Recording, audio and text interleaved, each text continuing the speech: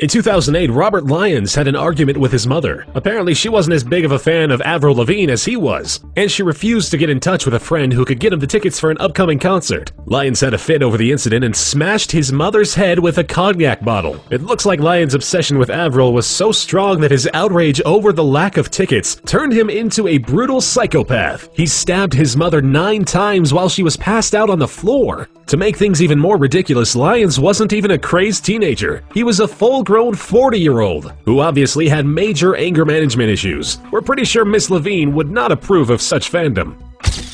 Getting unfriended on Facebook is an unpleasant experience for everyone. Janelle Potter was unfriended by Billy Payne Jr. and his girlfriend Jean Hayworth, and she was bitter enough about it to complain to her father. Her father, on the other hand, felt that what the couple did was unforgivable. He called up his friend Jamie Lynn Curd, who was in love with Janelle at the time, and convinced him that they needed to avenge his daughter. They took it a bit too far and ended up shooting the couple dead, leaving only their infant son alive. Let this serve as a warning. Don't be rude to people on Facebook. You never know who takes it seriously and who doesn't.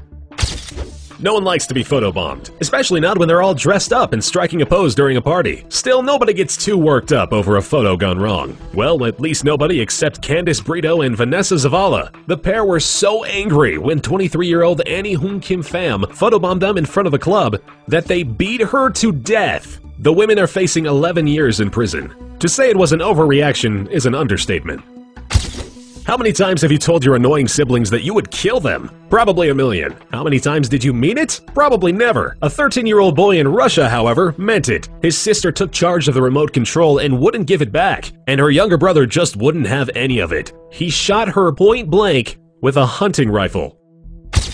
Boys will be boys. This is often said for teenagers who misbehave or throw tantrums. Sometimes, though, things do get out of hand. Normally well-behaved twins from Maury County reportedly had fights before, but those were considered normal sibling rivalry. Things obviously escalated beyond normal at one point, when all it took for Blake Bassler to snap and stab his twin brother was an unsatisfied chewing gum craving. The victim of his brother's rage, Blake died in a hospital after failed attempts to patch him up and save his life. Stanley Neese from Breathitt County was known for having quite an unpredictable temper. His landlord found that the man had become quite difficult. He claims that Neese would be set off by the smallest things. The landlord was so bothered by his aggressive behavior that he started the eviction proceedings. He sure was right to recognize signs of a lunatic in the making. Neese finally went on a rampage, shooting his wife, daughter, and 4 neighbors. What set him off? His wife prepared eggs, but not to his liking. They weren't hot enough. Hard to believe this was the reason behind a mass murder.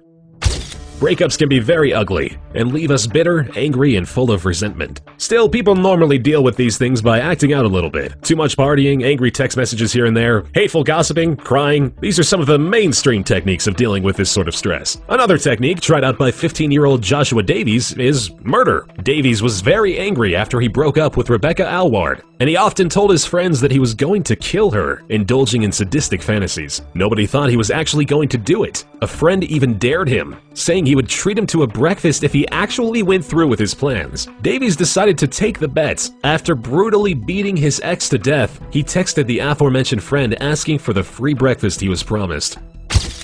Alexandra Tobias was a Facebook addict like many of us. For her, however, the obsession with social media was a refuge, and a comfort probably a bit more than for most people. She had a rough life. She had a bipolar mother who she eventually found dead. She was raped. She had a baby with a boyfriend who wasn't in the mood for a serious relationship, and that delayed her studies. Tobias coped with stress by playing online games, and she didn't like being interrupted. When her 3-month-old baby started crying during a Farmville session, she needed to shut him up immediately. Unfortunately, she shut him up for good, murdering the infant.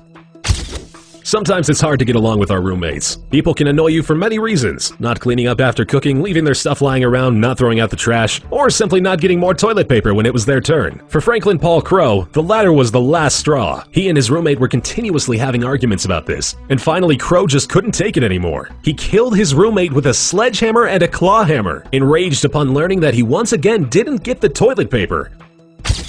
Facebook can start and finish romances. All the likes, the invites, the pokes, the comments, the little chats. These flirtations have become a part of our everyday lives. While on the one hand they can create a spark between people, they can also drive the jealous types insane and end relationships or even end lives. Scott Humphreys certainly took Facebook affection seriously and just couldn't handle the fact that Richard Rivetto poked his girlfriend on Facebook. Humphrey was so enraged that he started a fight in a pub, which ended with Rivetto cracking his head open against the pavement and bleeding to death.